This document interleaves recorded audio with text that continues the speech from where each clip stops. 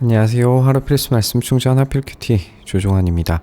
오늘 함께 나눌 하나님 말씀은 아모스 5장 1절에서 17절까지 말씀입니다. 이스라엘 가문아, 이 말을 들어라. 이것은 너희를 두고 내가 지은 애가다. 처녀 이스라엘이 쓰러져서 다시는 일어날 수 없구나.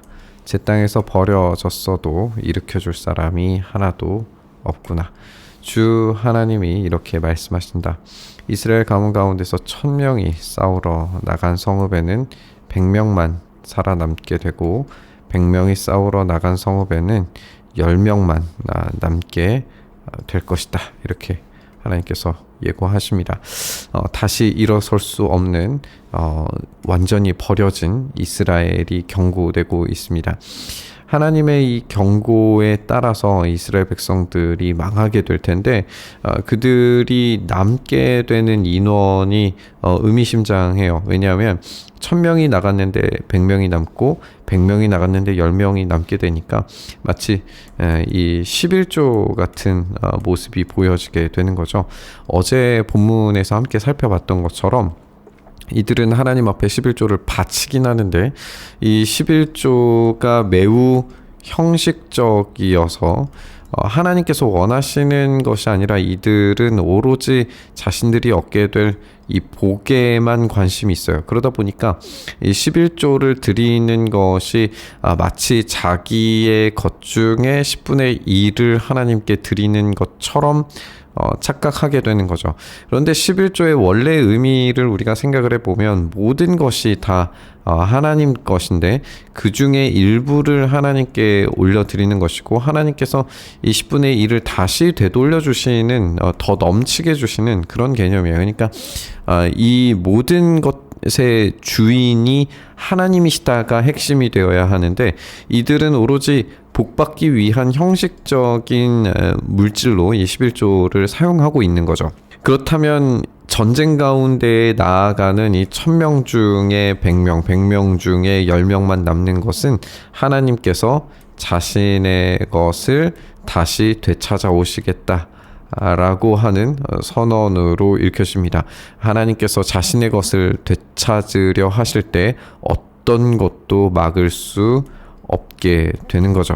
나 주가 이스라엘 가문에 선고한다. 너희는 나를 찾아라. 그러면 산다. 오늘 말씀이 이제 핵심일 겁니다. 하나님을 찾으면 살아남을 수 있어요. 그런데 이들은 베델을 찾고 길갈을 찾고 브엘세바를 찾고 있습니다. 베델과 길갈, 브엘세바 모두 예배의 처소로 인정이 됩니다.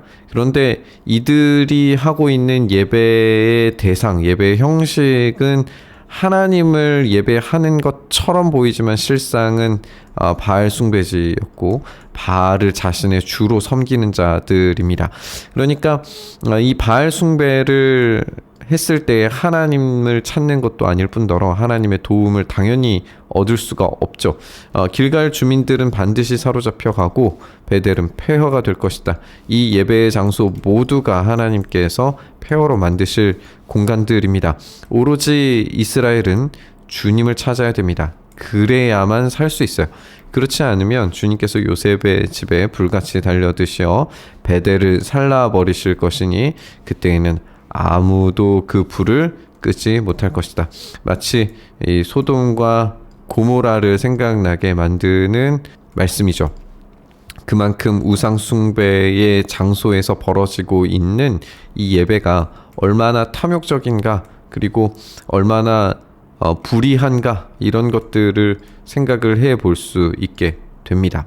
너희는 공의를 쓰디쓴 소태처럼 만들며 정의를 땅바닥에 팽개치는 자들이다. 묘성과 삼성을 만드신 분, 어두움을 여명으로 바꾸시며 낮을 캄캄한 밤으로 바꾸시며 바닷물을 불러 올려서 땅 위에 쏟으시는 그분을 찾아라. 그분의 이름은 주님이시다. 여기에서 이 공의와 정의를 땅바닥에 내팽개치고 쓰디쓴 소태처럼 만드는 이들에 대한 심판이 예고되고 있는데, 그러면 이 공의와 정의라고 하는 것이 무엇인가를 이 8절에서 설명을 하고 있어요. 지금 나오는 이 자연 만물에 대한 표현들을 우리가 살펴보면 이것이 바로 창조 원리라는 걸 알 수가 있습니다.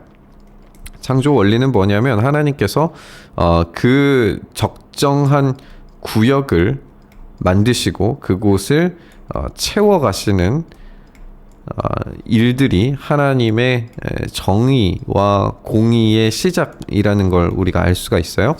하나님께서 그 낮과 밤을 나누시고 그리고 땅과 바다를 나누시는 이 구역을 정하시고 그곳에 있어야 할 것들을 채우시는 거예요. 그러니까 하나님께서 정의와 공의를 이 세계의 창조 원리로서 만드셨고 그 창조 원리에 따라 가난하고 병든 자들을 위한 도움과 또 사랑과 눈길 이런 것들을 주시는 것이 정의와 공의일 텐데 이 하나님께서 만드신 창조의 원리를 파괴하고 자신의 욕망을 위하여서 자기 멋대로 구역을 만들고 거기에 자신의 욕망을 채워 넣는 그래서 자신의 별장을 여름 별장을 뭐 이렇게 만드는 그 모든 것들을 하나님께서 파괴시키겠다 라고 말씀하시는 겁니다.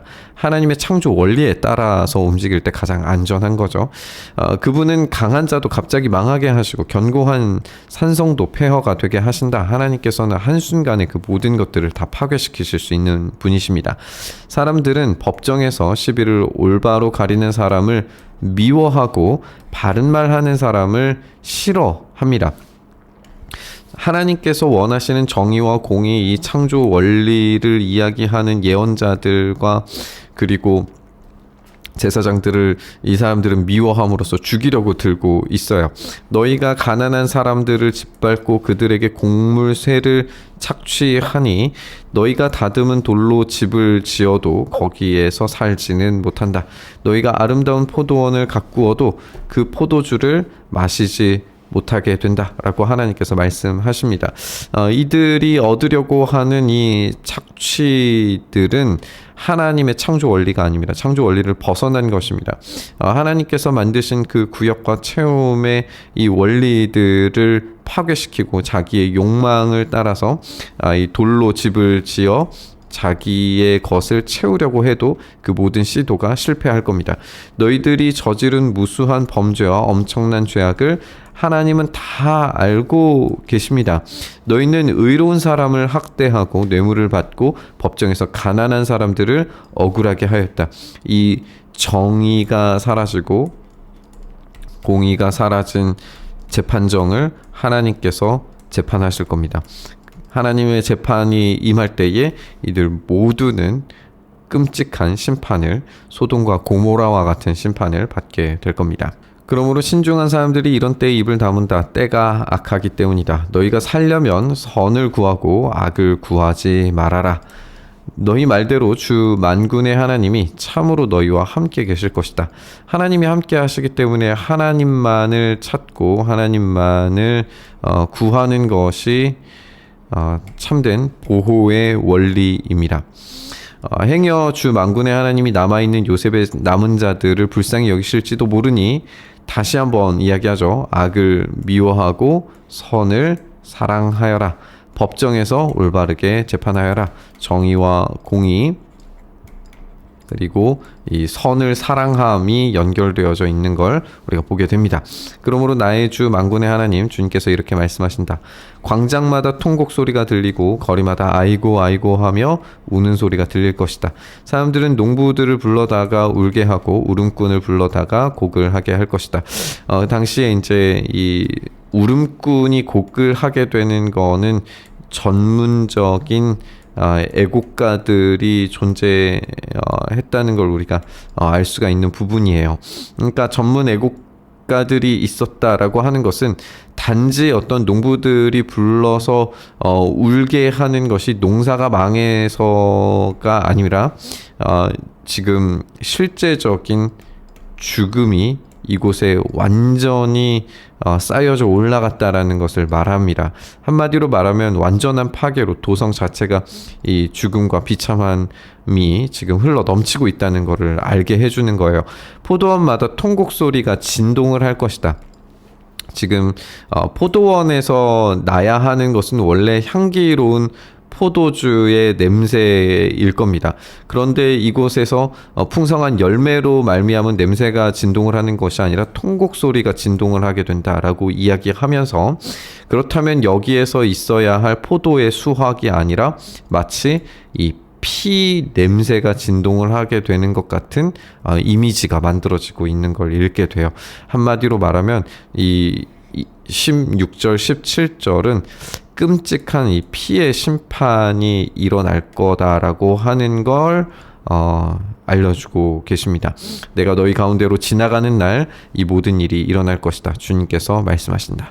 하나님께서 지나가시는 날을, 그러니까 이 날이야말로 하나님의 날, 진노의 날, 심판의 날이 될 겁니다.